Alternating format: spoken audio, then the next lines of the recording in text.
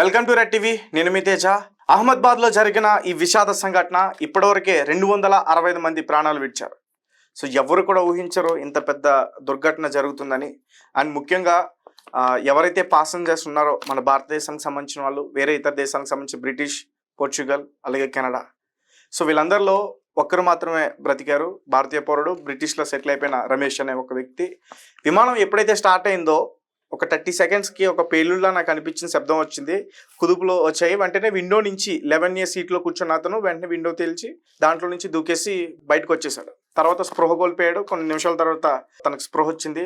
వెంటనే స్థానికులు వాళ్ళ దగ్గరికి వెళ్ళడం, అతను తీసుకొచ్చి అంబులెన్స్ ఎక్కించడం, హాస్పిటల్కి తీసుకెళ్ళడం, ఇవన్నీ కూడా జరిగాయి. అయితే తాజాగా వచ్చిన సమాచారం ఏంటంటే, అండ్ ఈ సమాచారం కన్నా ముందు మన ప్రతి ఒక్కరిలో కూడా అసలు ఈ ప్రమాదం ఎలా జరిగింది, ఎవరి వైఫల్యం వల్ల జరిగింది, అసలు ఇప్పుడు ఆ బోయింగ్ ఏదైతే ఉందో ఎయిర్వేస్ సంస్థని మనం బ్యాన్ చేయబోతున్నామా, ఇవన్నీ కూడా బయటకు వస్తున్నాయి. నిజానికి అసలు ఇది దేని వల్ల జరిగిందనే విషయం మనం క్లారిటీగా తెలుసుకోవాలి.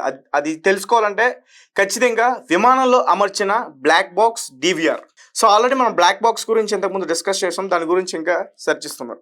అయితే తాజాగా వచ్చిన సమాచారం ఏంటంటే DVR దొరికేసింది. ఎస్, ప్రజెంట్ ఫారెన్సిక్ టీమ్ దాన్ని కలెక్ట్ చేసుకున్నారు. And anti terrorism squad ATS కూడా వాళ్ళ ఆధీనంలో ఉంది. ఇది right. Digital video recorder DVR మనందరికీ బాగా తెలుసు.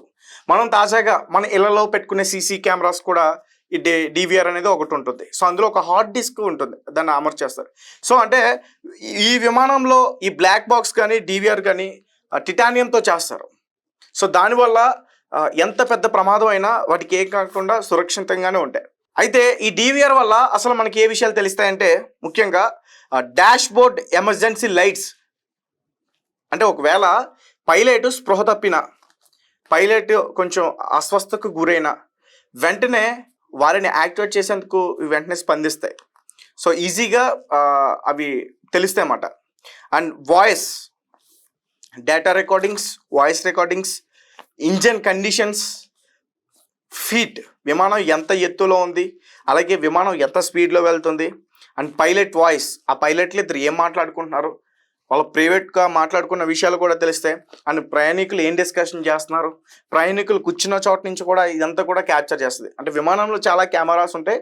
సో ఆ కెమెరాస్లో రికార్డ్ అయినంతా కూడా ఇప్పుడు DVRలో నుంచి వస్తుంది. సో DVR అయితే ప్రజెంట్ దొరికింది. అండ్ DVRతో పాటు మనకి ఇంకా ఈ బ్లాక్ బాక్స్ కూడా దొరకాలి. సో బ్లాక్ బాక్స్ దొరికితే అసలు పైలట్ చివరిగా మాట్లాడినవి ఏంటి, పైలట్స్ ఇద్దరు కూడా మేడే అని ఒక కాల్ చేశారంటూ చెప్తున్నారు. సో ఆ కాల్ చేసినప్పుడు వాళ్ళు ఏం అడిగారు, వాళ్ళకి ఏ హెల్ప్ అడిగారు, ఇవన్నీ కూడా తెలిసే అవకాశం ఉంటుంది. అండ్ దీన్ని డికోడ్ చేస్తారు. అండ్ మరీ ముఖ్యంగా CCTV ఫుటేజెస్ అన్నీ కూడా ఎక్కడైతే విమానంలో వాళ్ళు అమర్చారో ఆ CCTV ఫుటేజ్ అంతా కూడా రికార్డ్ అవుతుంది. అది సేఫ్గా ఇప్పుడు ఈ DVRలో ఉంది. సో ప్రజెంట్ ఈ విపత్తుకు సంబంధించి, ఈ ఏదైతే విమానం క్రాష్ అయిపోయిందో దీనికి సంబంధించి పూర్తి సమాచారం మొత్తం DVRలో ఒక 50% అయితే ఉంటుంది. మిగతా % మొత్తం బ్లాక్ బాక్స్లో నుంచే రావాలి.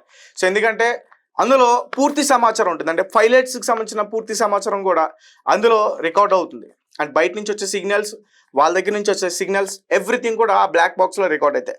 అండ్ దీని గురించి మనం ఇంతకుముందు కూడా ఒక సబ్జెక్ట్లో చెప్పుకున్నాం. ఆ ఫ్లైట్ డేటా రికార్డ్ FDR, అది కూడా బ్లాక్ బాక్స్లో ఉండే అవకాశం ఉంటుంది. And CVR, cockpit voice recorder, and ఈ DVRకి సంబంధించింది ఉంటుంది, అలాగే ఈ బ్లాక్ బాక్స్కి సంబంధించిన దాంట్లో కూడా ఉంటుంది. సో అలాగే వీటితో పాటు స్టాఫ్ డిస్కషన్స్, స్టాఫ్స్ అక్కడ మాట్లాడుతూ ఉంటారు కదా, ఎయిర్ హోస్టర్స్ అంటారు కదా, సో వాళ్ళు ప్రయాణికులతో మాట్లాడుతున్న అవన్నీ కూడా రికార్డ్ అయ్యే అవకాశం ఉంటుంది. And pilots announcement take off అయ్యే ముందు, అలాగే ల్యాండింగ్ అయ్యే ముందు, సో వాళ్ళు ఏదైతే అనౌన్స్మెంట్స్ చేస్తారో అది కూడా రికార్డ్ అయ్యే అవకాశం ఉంది.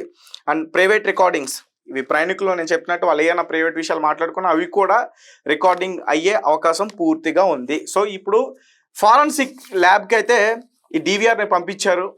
అండ్ ముఖ్యంగా దీన్ని యాంటీ టెర్రరిజం స్క్వాడ్ కలెక్ట్ చేసుకున్నారు. దానికి ఎటువంటి ఇబ్బందులు కలగకుండా సేఫ్గా, సెక్యూర్గా వాళ్ళు అక్కడ గుజరాత్కి సంబంధించిన ATS బృందం అయితే దాన్ని కలెక్ట్ చేసుకుంది, ఫారెన్సిక్ ల్యాబ్కి అయితే పంపించింది.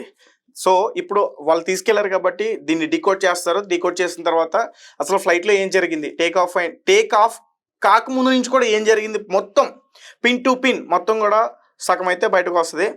అండ్ అలాగే black box and DVR black box, ఈ రెండు కూడా చాలా ఇంపార్టెంట్ డివైజెస్.